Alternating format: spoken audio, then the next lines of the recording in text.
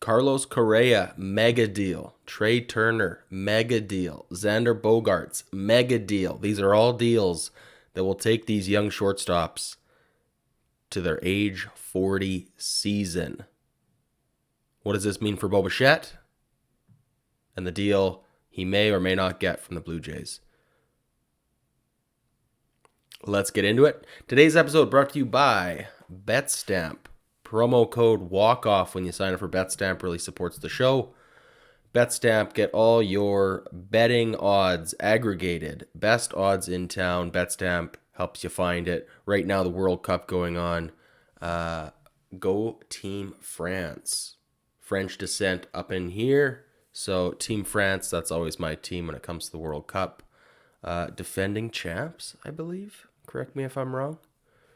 We won it recently. I'm not a huge soccer fan, to be honest, so don't quote me on that. But I'm pretty sure either last World Cup or the World Cup before, France won it all. So, okay. Before we get into anything too much further, big shout out to all the new subscribers and growth on the channel. 621 on the Clips channel as of this morning, and pushing 4,000 on the main channel. So continues to grow every single day, which is awesome. Patreon as well continues to grow. Hassan just signed up at our premium membership, which will get him a free coffee mug in the new year. So big shout out there. Patreon's really going to be, I think, taking a massive step forward in terms of value in the new year. Scott and I are working on a lot of really cool things.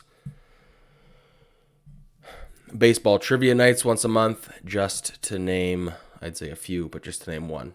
So there you go. All right, let's get into it. Carlos Correa, 13 years, $350 million with the San Francisco Giants. AAV, just under $27 million. AAV significantly lower than last year. I believe last year was around $40 million? No. What did he get with the Twins last year? Let's have a look. It's $35 million with the Twins last year. Okay. So AAV taking a step back, but total dollars, $350 million, 13 years. So I just want to look at this with a perspective of Bo Bichette, because this is what's going to affect us as Blue Jays fans. Scott and I talked this last week with Joel.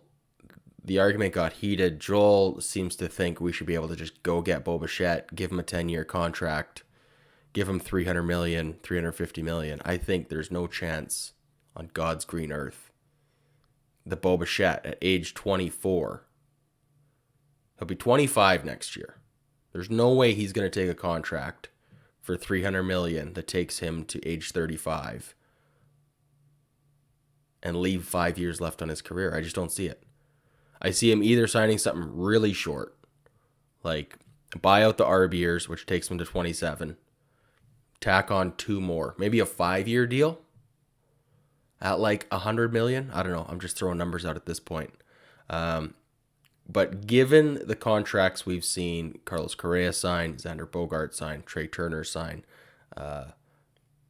this is the way of the future. I think the Carlos Correa thing, I'm actually kind of surprised. I thought Carlos Correa was going to get more than he did, being only 28 years old. Bo Bichette's going to be a free agent after his age 27 season.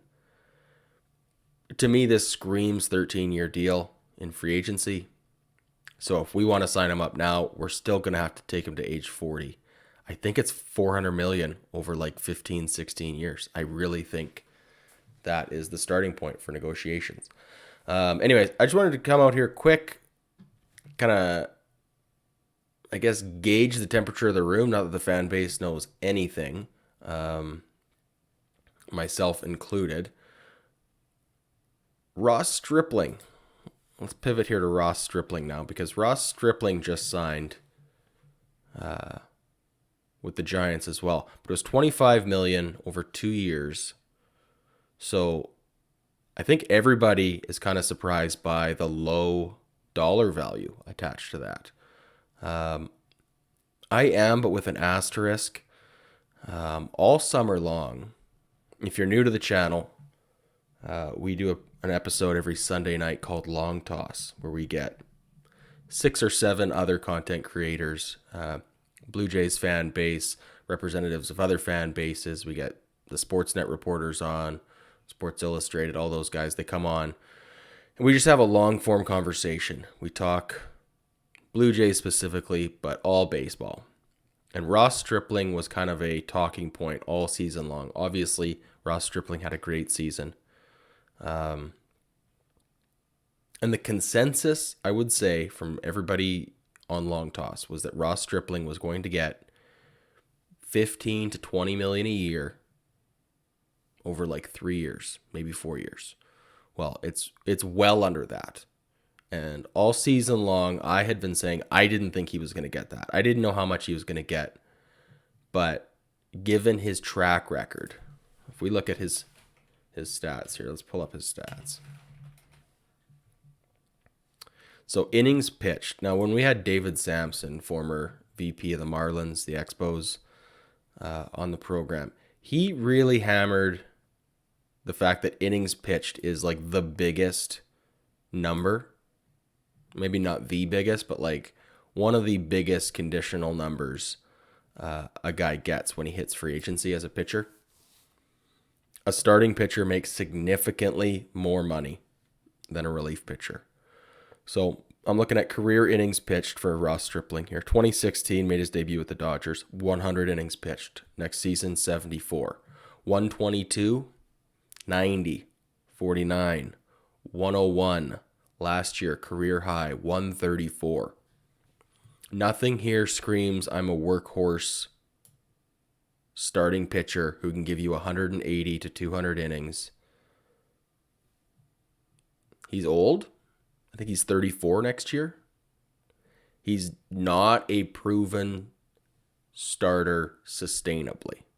I'm not saying I don't think he will be, but he does not have the resume that warrants 15 to 20 million a year. And that's now what we're seeing played out. Now, I say I'm surprised because I kind of did let myself get talked into the hype of the market for Ross Stripling.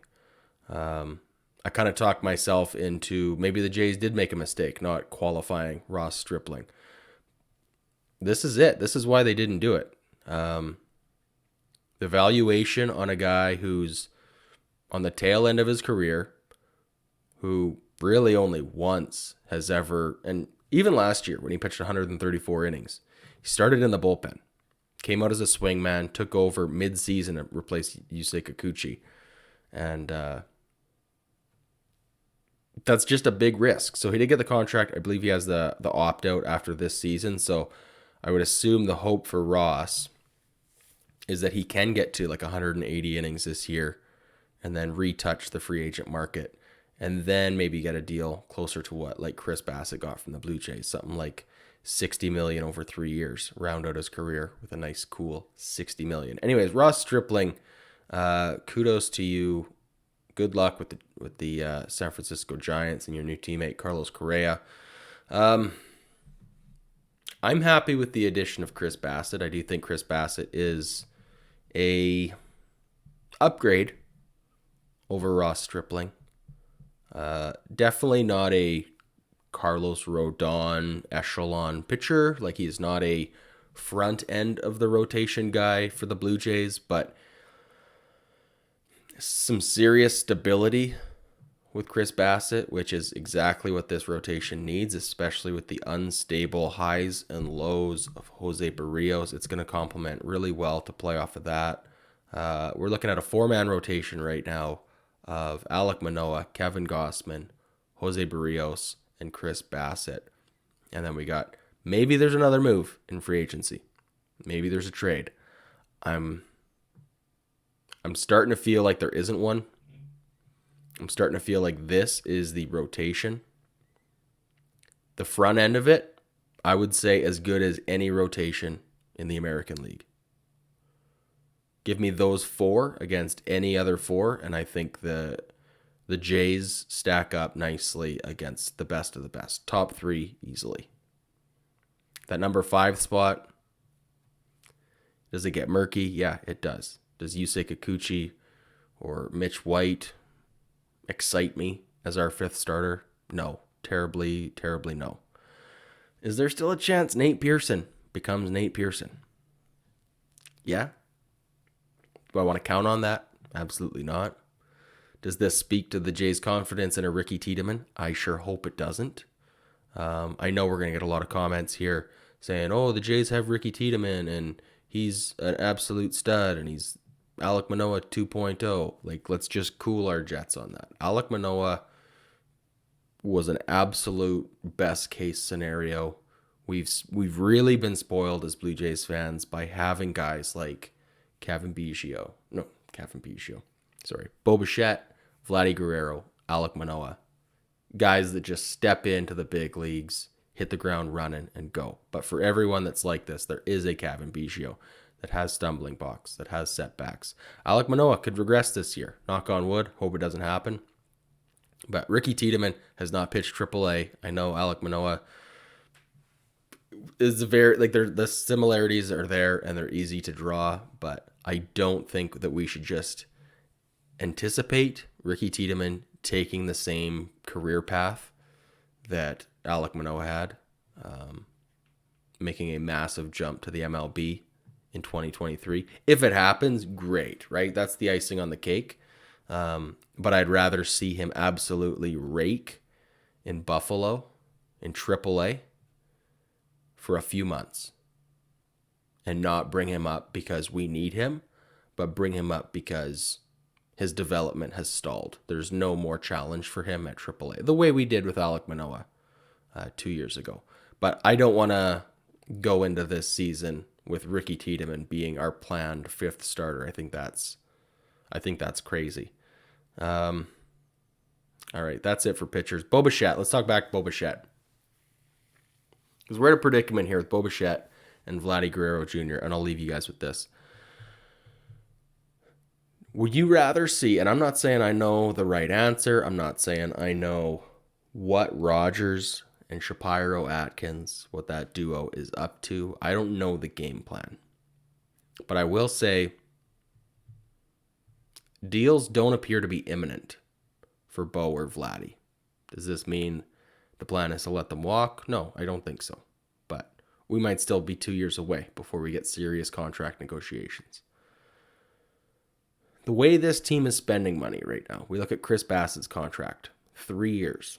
What happens in 3 years? 3 years is when Vladdy and Bo become free agents. There's countless contracts on the books that are structured in a way where money will become available when Bo and Vlad are due for their earned payments.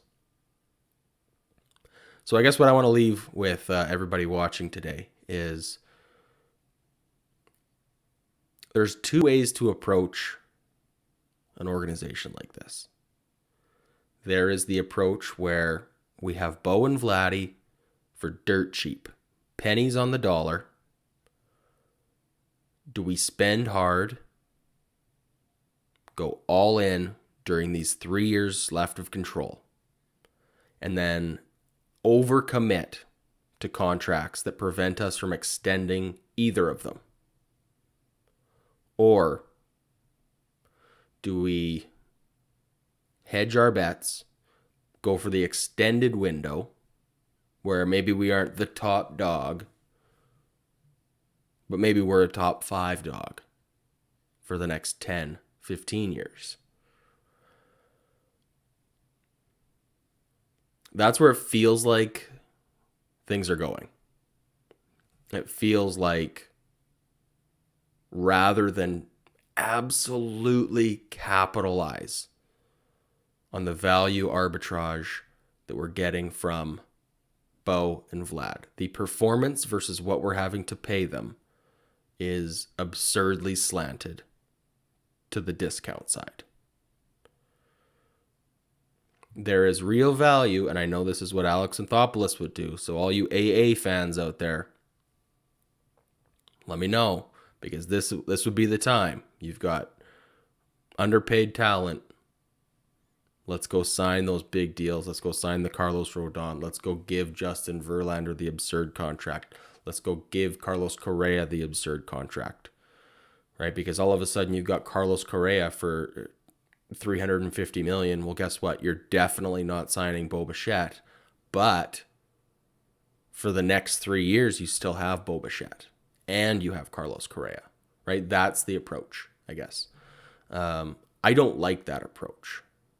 It is hard to watch, but I guess again, I want to know the general temperature of the room. If that is the case, how do you feel about it?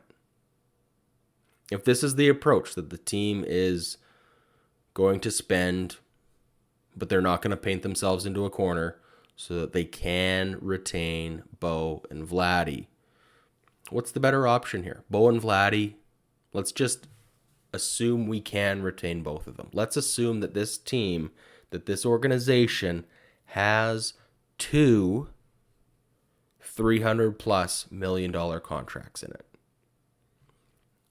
One is earmarked for Bo, one is earmarked for Vlad. Are we wasting this opportunity of their prime relative to their cost by not going harder now and allowing ourselves to do that? Or is that too short-sighted to assume that you can even win it in 3 years? Because that's the risk, right? You go all in hard for 3 years. Those two guys walk. Now we're at a rebuild, right? So you better have won a banner in those 3 years. And I think if we've seen anything from baseball the last handful of years, especially with expanded playoffs, anything can happen once playoffs happen. Having Aaron Judge hit 62 home runs for you, giving him a mega deal, does not guarantee a World Series. There are a lot of teams going all in right now. The Braves weren't a top spender. They won the World Series. The Phillies, middle of the pack in terms of spending, went to the World Series, were very close. I think you want as many tickets to the World Series over the next 10 years as you can get, because that's just how I'm feeling right now. I guess I'm a little frustrated. I wish we had these two kids locked up long term already. If we already had Bo and Vladdy locked up until they were 40, and then we were making these moves for like Chris Bassett, Kevin Kiermaier, would those moves be like a little more understandable? Sorry, I keep catching myself in the mirror here. I look like Steve Jobs. Why did my wife ever think that this black 3/4 sleeve shirt was a good look on me? This is all I can think about right now, so we better just end this stream. I gotta go change my shirt. I apologize for looking like Steve Jobs here. Sorry, sometimes this is why I need Scott, because sometimes my autism kicks in and I get hyper focused on details that don't matter to anything or anyone, except this is all my brain can think about right now. Genuinely, I'm sorry. This is a terrible end to a terrible episode. Scott's back with us on Friday. We'll catch you guys on the next one.